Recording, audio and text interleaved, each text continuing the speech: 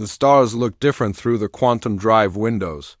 David Reynolds pressed his palm against the cool metal wall of the horizon's edge and watched the alien constellations slowly drift past. 300 years of dreaming about this moment, and now humanity was finally here, floating in the void around an alien sun. "Sir, we're picking up energy signatures from the fourth planet," called out Navigator Lisa from her station. "Multiple sources, big ones." David nodded and walked to the main display. The planet below them glowed blue and green, with two small moons dancing around it, beautiful, but those energy readings meant one thing: they weren't alone. "All stop," David ordered. "Bring us to a safe distance and start passive scans." The ship's engines hummed to silence. Around him, the crew of 42 worked quietly at their stations. Everyone knew what this meant: first contact. The moment that would change everything. Dr. Ann Miller looked up from her console, her face pale. "David, these readings, they're not natural. We're looking at spacecraft. Lots of them." "How many?" "Is lots? 15, maybe 20. All moving in formation around the planet." David felt his heartbeat quicken. The first alien civilization humanity had ever encountered, and they had a fleet. A big one. "Any signs they've detected us?" "Not yet." "But," Anne's console lit up with alarms. "Wait, 3 ships just changed course. They're heading straight for us." Through the main viewer, David could see them now. 3 dark shapes growing larger by the second. The ships were angular, aggressive-looking, with what appeared to be weapon ports along their hulls. These weren't exploration vessels. "Red alert," David announced. "All hands to battle stations. But do not power weapons. Repeat, do not power weapons." The bridge filled with red light as the crew prepared for possible combat. David's hands were sweating. Everything they did in the next few minutes would determine how humanity's first contact with aliens would go. "They're hailing us," reported Communications Officer Tom. "Audio only?" "The signal is ... strange, like multiple voices speaking at once." "Put them through." The speakers crackled to life. The voice that came through was deep, gravelly, and definitely not human. "Unknown vessel. You have entered Ashanti space without permission. State your purpose or be destroyed." David stepped forward. "This is Commander David Reynolds of the Earth vessel Horizon's Edge. We come in peace, seeking to establish contact with your people." There was a long pause. Then the alien voice returned, but now it sounded angry. "You dare threaten us with your war fleet? You speak of conquest in our own system?" "What?" David looked confused. "We're not threatening anyone. We're alone." "One ship. Your words say, we come to take everything in our language. Prepare to face the wrath of the Ashanti Empire." And grabbed David's arm. "The translation software. Something went wrong. They think we're declaring war." The alien ships were closing fast now. Their weapon ports were glowing with an ominous blue light. David had seconds to act. "Full power to shields," he ordered. "Emergency maneuvers, and someone fix that translator now." The Horizon's Edge shuddered as the first alien energy blast struck their shields. The lights flickered, and David grabbed the nearest console to steady himself.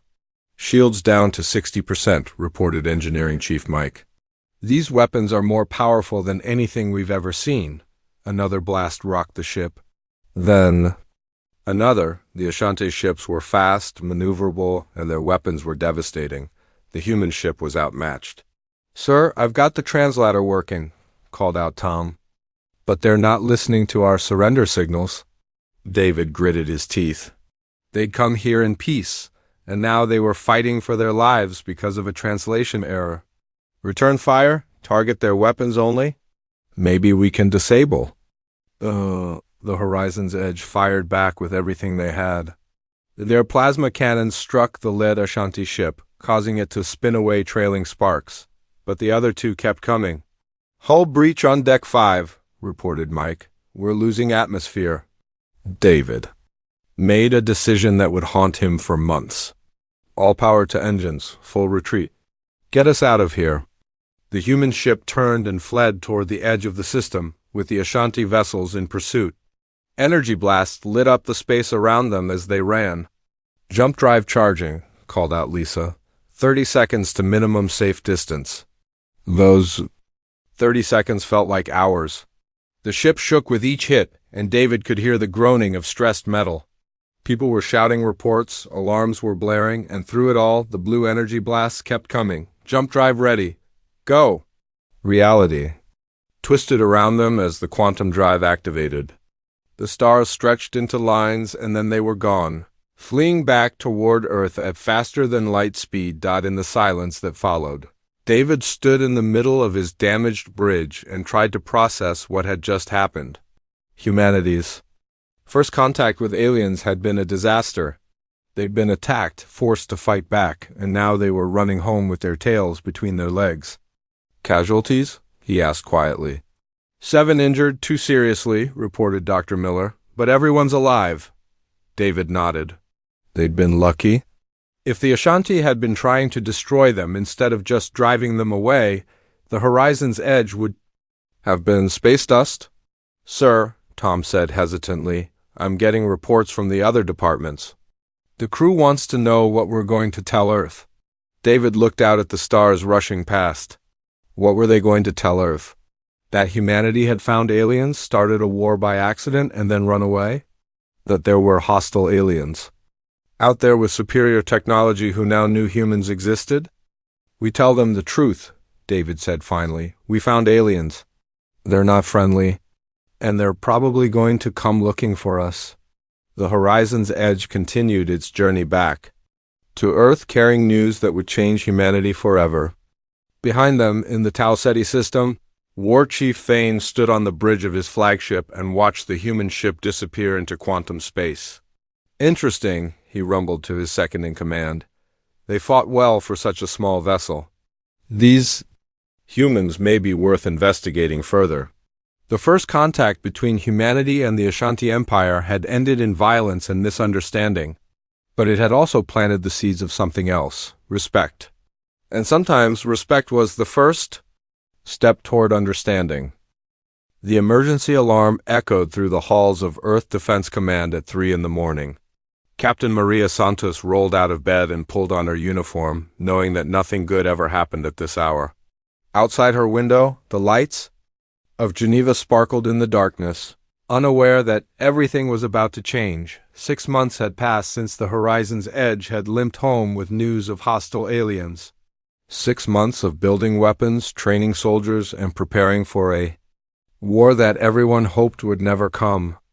The Ashanti Empire had been quiet since the first encounter, but Earth's military leaders knew that silence could be more dangerous than open hostility. Maria ran through the corridors of the underground command center, her boots echoing off the metal walls. Other officers were rushing in the same direction, all heading toward the main briefing room where Admiral Brooks was waiting with a grim expression. "We've got a problem," the Admiral announced as soon as everyone was seated. Big one, and it's not the Ashanti." The main screen flickered to life, showing a star map of the local galactic sector. Red dots were scattered across several solar systems, pulsing like warning lights. "These are the colonies that went silent in the past week," Brooks continued. "New Shanghai Kepler Station, the mining operation on Titan 7, all of them just stopped transmitting." Maria felt a chill run down her spine.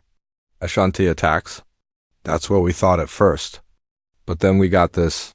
The screen changed to show a transmission record. The timestamp showed it was less than an hour old. Brooks pressed play, and the room filled with a voice that Maria had hoped never to hear again. "Human fleet commanders," the gravelly Ashanti voice began. "This is War Chief Thane of the Ashanti Empire. We require immediate assistance. Our homeworld is under attack by an enemy that threatens all life in this galaxy. We are willing to discuss terms of alliance." The room erupted in shocked whispers. The aliens who had attacked the horizon's edge were asking for help. "There's more," Brooks said, raising his hand for silence. "We've been monitoring long-range sensors. Something is moving through space toward our sector, something massive." The screen showed a 3-dimensional map of space. At the edge of the display, a cloud of red dots was slowly advancing toward human territory. There were hundreds of them, maybe thousands. What are they? Asked Colonel Williams from the back of the room. We don't know, Brooks replied. But according to the Ashanti transmission, they call them devourers, and they eat planets. Maria stared at the display, trying to process what she was seeing. An alien species that consumed entire worlds. Heading straight for Earth, the Ashanti, who had seemed so powerful and threatening 6 months ago, were asking for help. Sir, she said, standing up, are we seriously considering working with the Ashanti? Brooks nodded grimly. We don't have much choice. Whatever these devourers are, they're powerful enough to threaten a species with technology superior to ours. If we want to survive, we need allies. The room fell silent as everyone absorbed this news. Maria thought about her family back home, about the billions of people on Earth who had no idea what was coming. They were going to need every advantage they could get. What do the Ashanti want from us? Asked Commander Phillips. They want our help defending their homeworld, Brooks replied. In exchange, they're offering to share their military technology and coordinate our defenses against the devourers. Maria looked around the room at the faces of her fellow officers. Some looked hopeful, others skeptical, everyone looked scared. How long do we have? She asked. The devourers are moving slowly, but they're moving.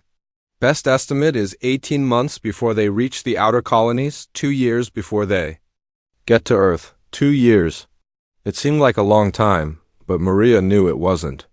Building a fleet, training crews, coordinating with aliens they'd been preparing to fight just 6 months ago. It would be the challenge of a lifetime. There's one more thing, Brooks said. The Ashanti have provided us with some intelligence on the devourers. What we're looking at isn't just a military force, it's a hive mind. A single consciousness controlling millions of individual creatures. The screen showed grainy images of the devourers. They looked like a cross between insects and machines, with multiple arms, glowing eyes, and what appeared to be weapons grafted directly onto their bodies. They don't negotiate, Brooks continued. They don't take prisoners. They consume everything in their path and use the resources to build more of themselves. The Ashanti have been fighting them for 3 years, and they're losing. Maria felt her stomach turn. These weren't just alien invaders. They were a force of nature like a hurricane. Or earthquake, but with intelligence and purpose. What's our response? Asked Williams. Brooks looked around the room. We're going to help them. I'm sending a fleet to the Ashanti homeworld under Captain Santos's command. Your mission is to assist in the defense of their planet and establish a working relationship with their military. Maria felt the weight of command settling on her shoulders. 6 months ago, she'd been a junior officer on a patrol ship. Now she was being asked to lead humanity's first joint military operation with an alien species. Sir, she said, what if this is a trap? What if the Ashanti are lying about these devourers? Brooks pulled up another display, this one showing telescope images from the outer rim of the galaxy. Dark shapes were moving between the stars, leaving empty space behind them. Where thriving star systems had once existed, there was now nothing but debris and radiation. Then we're all dead anyway, he said quietly. The Ashanti may have been our enemies, but they're not stupid. They wouldn't ask for help unless they truly needed it. Maria nodded, understanding the logic even if she didn't like it. Sometimes you had to trust your enemies to survive a greater threat. When do we leave? She asked. Tomorrow. We're sending 12 ships with you, including the new Defiant-class cruisers. It's not much, but it's what we can spare. The briefing ended, and Maria found herself walking through the corridors of Earth Defense Command, thinking about the impossible task ahead of her. In less than 24 hours, she would be commanding a fleet on its way to help defend an alien world against creatures that ate planets. As she passed a window overlooking the city, Maria paused to look out at the lights below. Normal people living normal lives, unaware that their world was about to change forever. She made a silent promise to herself and to them. Whatever it took, she would find a way to protect Earth. The stars above seemed dimmer now. knowing what was coming from the darkness between them. But Maria Santos had never backed down from a fight, and she wasn't about to start now. Humanity was about to face its greatest challenge, and she would be on the front lines when it happened. The smoke rising from the burning cities of Koroth could be seen from orbit. Maria Santos stood in the observation deck of the Defiant and watched as evacuation ships fled the Ashante homeworld like sparks from a dying fire. Below them, the planet that had once been the heart of a galactic empire was falling to an enemy that seemed unstoppable. "Ma'am, Warchief Thane is requesting permission to come aboard," reported Lieutenant Davis from the communications station. Maria nodded, still watching the destruction below. 3 days ago, she had arrived with her small human fleet to find the Ashante Defense Force in full retreat. The Devourers had broken through their outer defenses and were systematically consuming everything in their path. "Grant permission and have Dr. Morgan meet us in Conference Room A." The airlock hissed open 20 minutes later, and Maria got her first close look at an Ashanti warrior. Thane was tall, nearly 7 feet, with reptilian features and crystalline armor that seemed to grow from his skin. His eyes were yellow with vertical pupils, and when he spoke, his voice carried the weight of a civilization in collapse. "Captain Santos," he said in carefully pronounced English, "I must thank you for coming. My people are in your debt." Maria gestured to the conference table. "We're not here for debts, War Chief.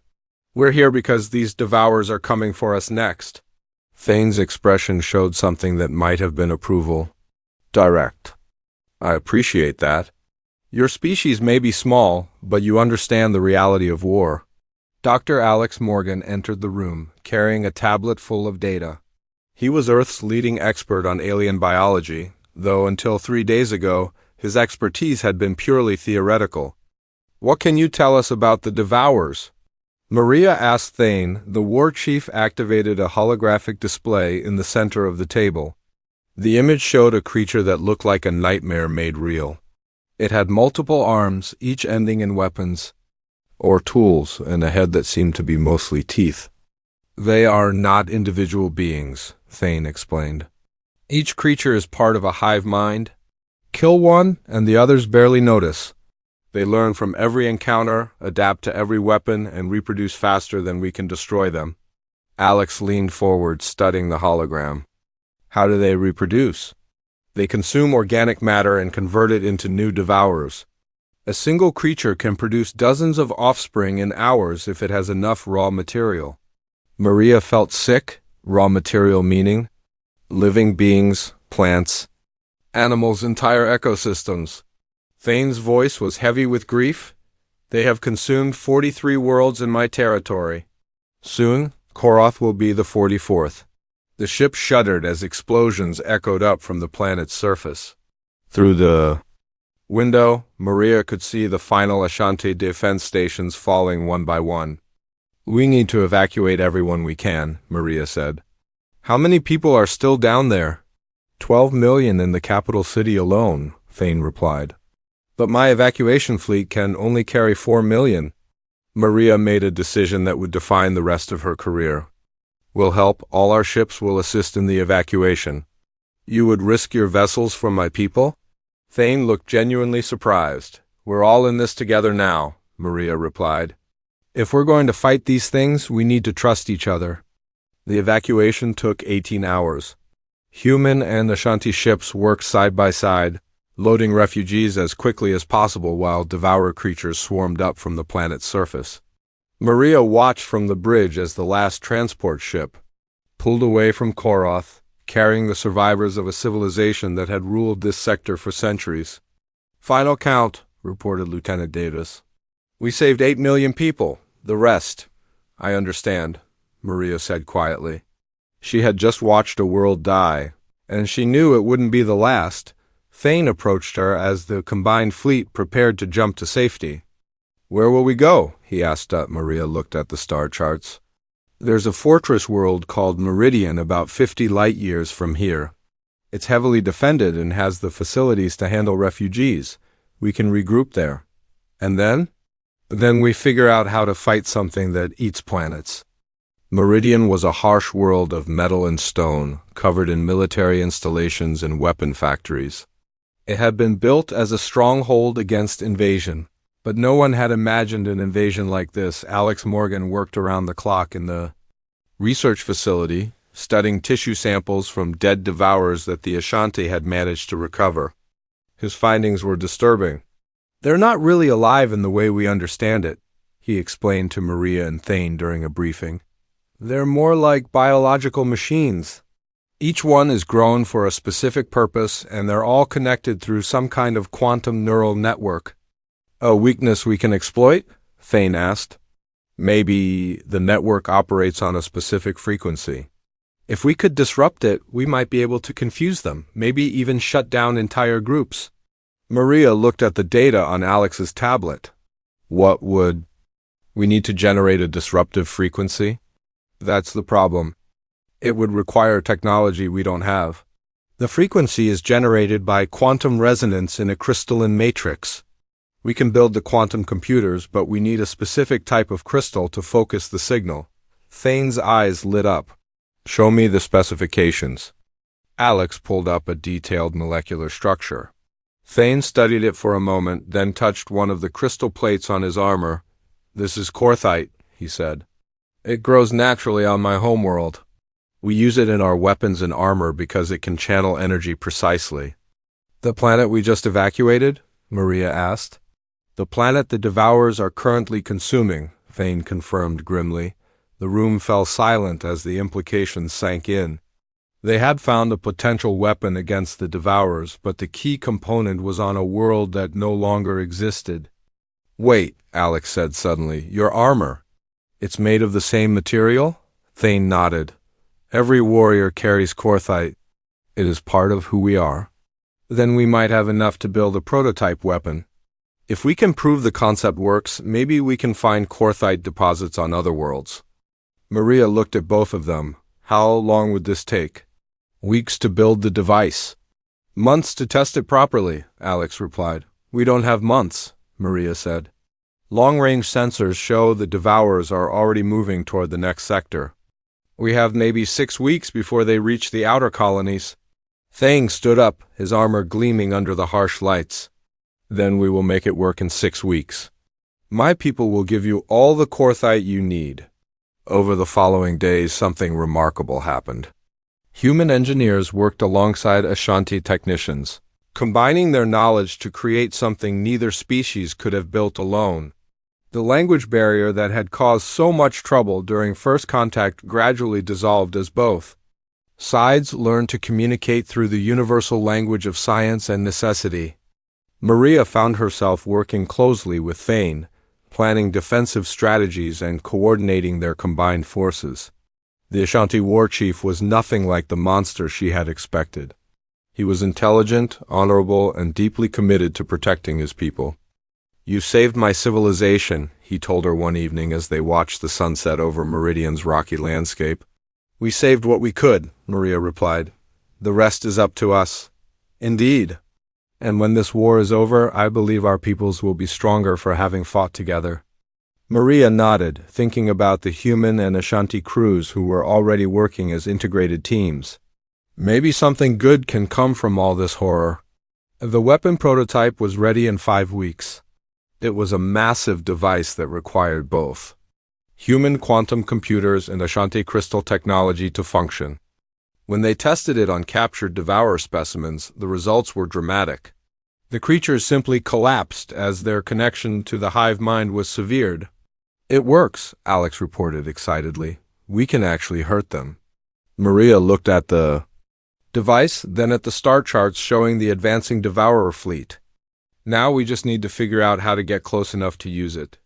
The alliance between humanity and the Ashanti had been born out of desperation, but it was growing into something stronger.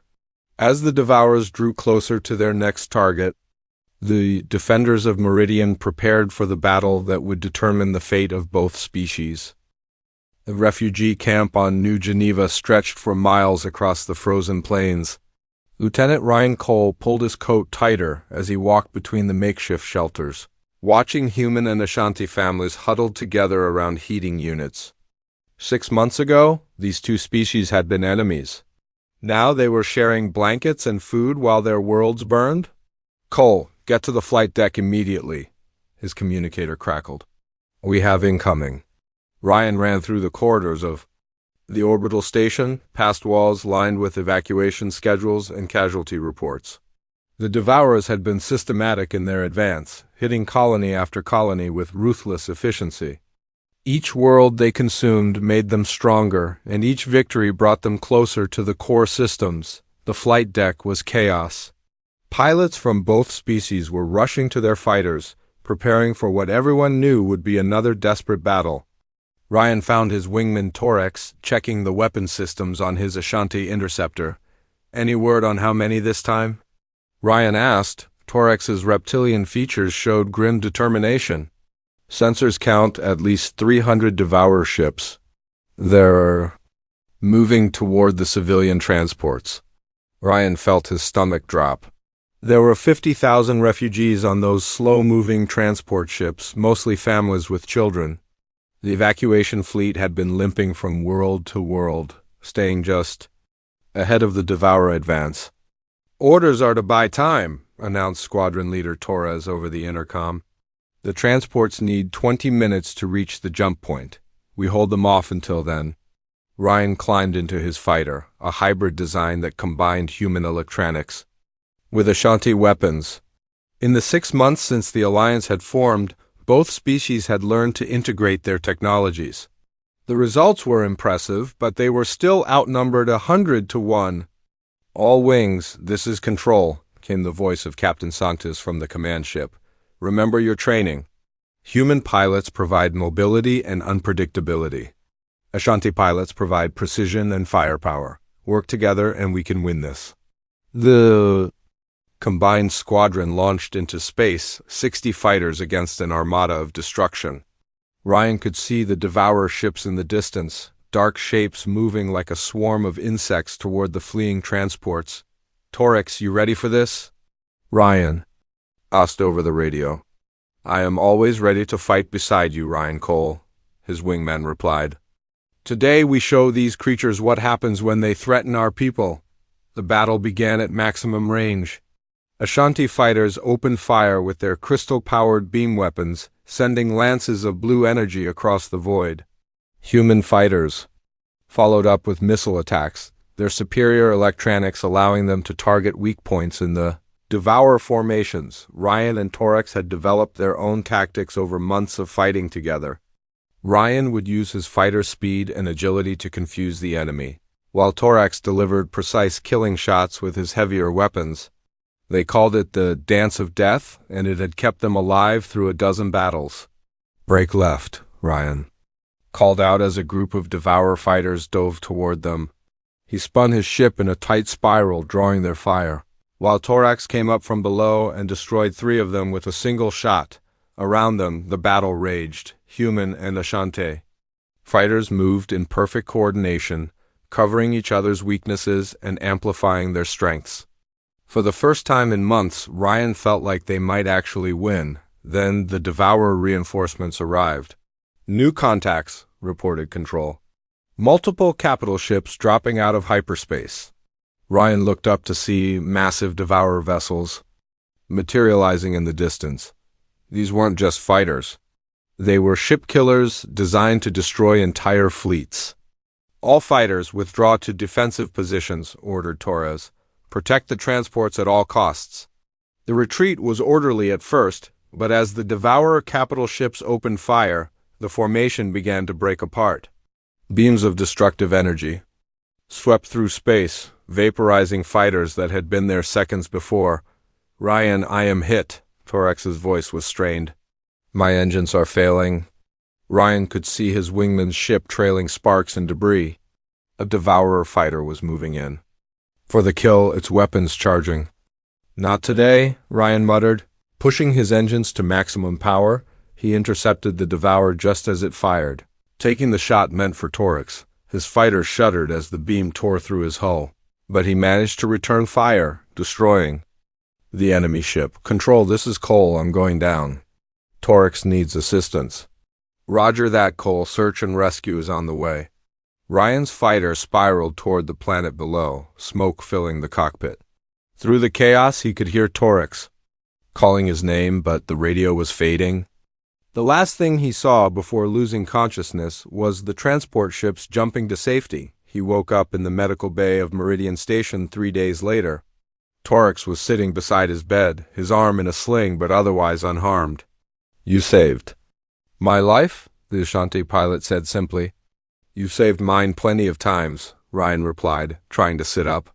"How did the evacuation go? All transports reached safety." "Your sacrifice bought them the time they needed." Ryan nodded, feeling a mixture of relief and sadness. They had saved 50,000 lives, but the cost had been high.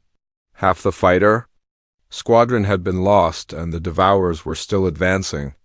"There's something else," Torix continued. "The command staff wants to see us. They're planning something big." An hour later, Ryan found himself in the main briefing room alongside the surviving pilots from both species. Captain Santos stood at the front, looking tired but determined. "The Devourers are moving toward Meridian," she announced. "Our long-range sensors show a massive fleet heading this way. They'll be here in 72 hours. The room fell silent. Meridian was more than just a military base. It was the symbol of human Ashanti cooperation, the place where their alliance had been forged. If it fell, the alliance might not survive. "We're not running this time," Santos continued. "Meridian is our line in the sand. We fight here, or we lose everything." War Chief Thane stepped forward. "My people are ready to die defending this world. But we need more than courage. We need a plan." Santos activated the holographic display, showing a three-dimensional map of the Meridian system. "We've been working on something. A way to use the neural frequency weapon on a massive scale." The display zoomed in on Meridian's largest moon, showing a complex array of transmitters and crystal matrices. "We've built a planetary-scale version of the weapon. If we can power it up and hold the position long enough, we can disrupt the Devourer hive mind across the entire system." "How long do we need to hold?" asked Squadron Leader Torres. 30 minutes for the weapon to charge, then another 10 minutes to fire," Santos replied. 40 minutes total." Ryan looked around the room at the faces of his fellow pilots. Human and Ashanti, young and old, all united by the knowledge that they were about to fight for everything they held dear. 40 minutes against 1,000-ship fleet, he said. "Those aren't good odds." Thane's yellow eyes met his. "We have something they do not. We fight not just for ourselves, but for each other. That makes us stronger than any hive mind." The next 72 hours passed in a blur of preparation. Every ship that could fly was armed and ready. Every pilot who could hold a stick was assigned a fighter. The refugee camps were evacuated to the far side of the planet. Leaving only the military personnel who would make their stand, Ryan stood on the observation deck, watching the stars. Somewhere out there, the Devourers were coming, but he wasn't afraid anymore. He had Torax beside him, and behind them stood the combined might of two species who had learned to trust each other. "Whatever happens," Torax said quietly, "we face it together." Ryan nodded, thinking about all the battles they had fought, all the lives they had saved. The war wasn't over, but something had changed. Humanity and the Ashanti were no longer separate species fighting for survival. They were something new, something stronger. Together, he agreed, watching the distant stars and waiting for the battle that would determine the fate of the galaxy. The war room beneath Meridian's surface hummed with activity as the final preparations were made. Commander David Reynolds, now leading the joint fleet after Admiral Brooks's death at the Battle of Centauri, studied the tactical display with War Chief Kayla, who had assumed command after Thane's injuries during the siege of Meridian. "The neural frequency weapon is ready," reported Dr. Alex Morgan, exhaustion evident in his voice after months of continuous work. "We've integrated every piece of Korthite we could find. One shot, and it should propagate through the entire Devourer network." Kayla traced the star charts with her clawed finger. "The hive construct is here, at the galaxy's center.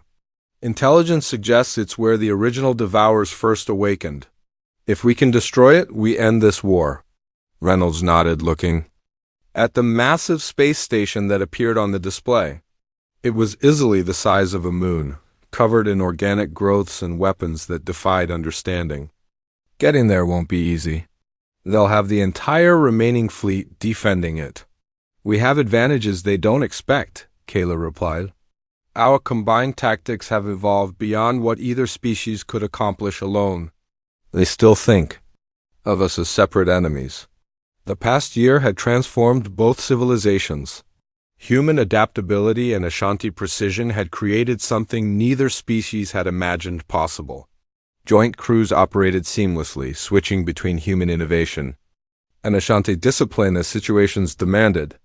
The difference was most obvious in the fighter squadrons, where pilots like Ryan Cole and Torex had become legendary for their coordinated attacks. Fleet status? Reynolds asked. 800 ships ready for combat, reported Commander Torres. Mix of human and Ashanti vessels with integrated crews. The new hybrid fighters are performing beyond expectations. Reynolds studied the numbers. 800 ships against whatever the Devourers had left. It would be the largest space battle in galactic history, and everything depended on getting the frequency weapon close enough to the Hive construct. Sir, interrupted Communications Officer Davis, we're receiving a message from the outer colonies. The Zephyrian delegation has arrived. The Zephyrians were the first new species to join the Alliance, a peaceful trading people who had been devastated by Devourer attacks. Their ships were fast and maneuverable, perfect for reconnaissance and hit-and-run attacks. How many ships? Kayla asked. 50 vessels, mostly scouts and light cruisers, Davis replied. Their commander, Captain Val, says they're ready to fight. Reynolds felt a surge of hope. The Alliance was growing, just as he and Thane had dreamed during those dark early days. What had started as a desperate partnership between humans and Ashanti was becoming something larger. Signal the fleet, Reynolds announced. All ships prepare for a final jump to the galactic core. We end this today. The combined armada gathered at the edge of known space, a sight that would have been impossible to imagine 2 years earlier. Human carriers flew alongside Ashanti battleships, while Zephyrian scouts darted between the larger vessels like schools of silverfish. The diversity was stunning, but what impressed Reynolds most was how naturally they worked together. All ships report ready, Torres announced from her station. Reynolds looked around the command center one last time. Human, Ashanti, and now Zephyrian officers worked side by side, their different strengths combining into something greater than the sum of their parts. Execute jump, he ordered. Reality twisted around them as 850 ships leaped across space toward the heart of the galaxy. When they emerged, the sight before them was both terrifying and awe-inspiring. The Hive construct hung in space like a cancer, its organic surface pulsing with malevolent life. Around it, defensive platforms and patrol fleets created a barrier that seemed impenetrable. But Reynolds had seen impossible odds before. Devourer fleet is moving to intercept, reported the sensor operator. Count is ... still counting.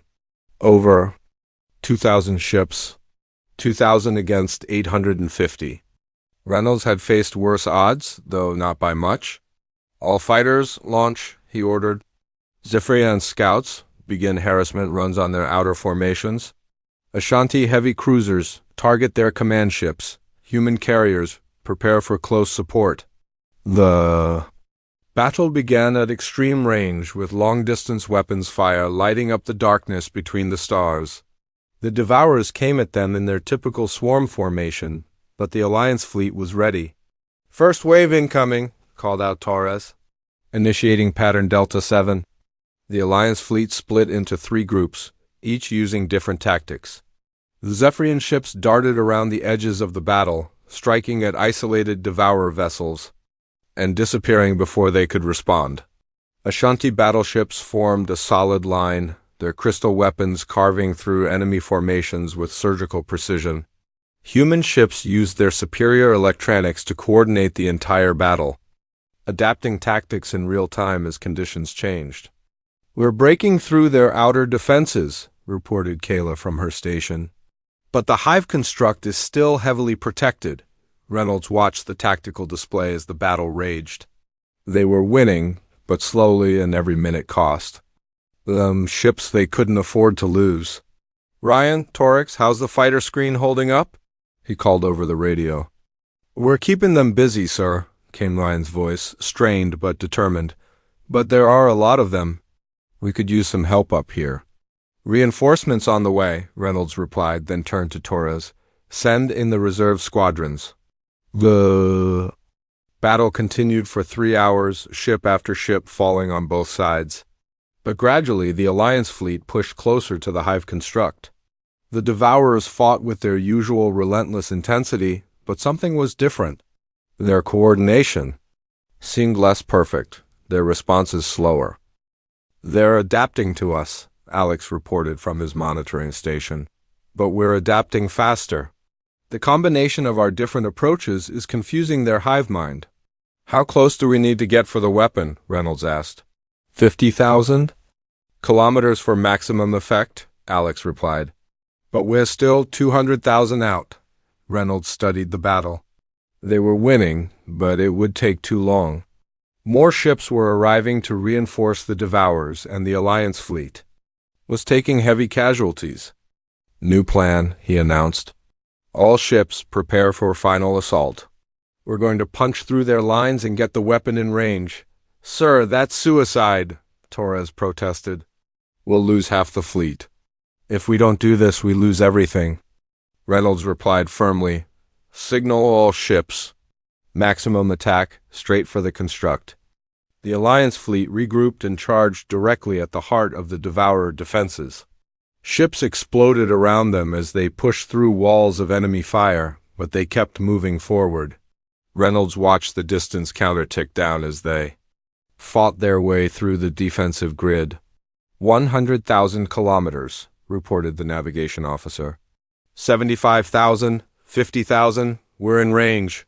Fire the weapon, Reynolds ordered.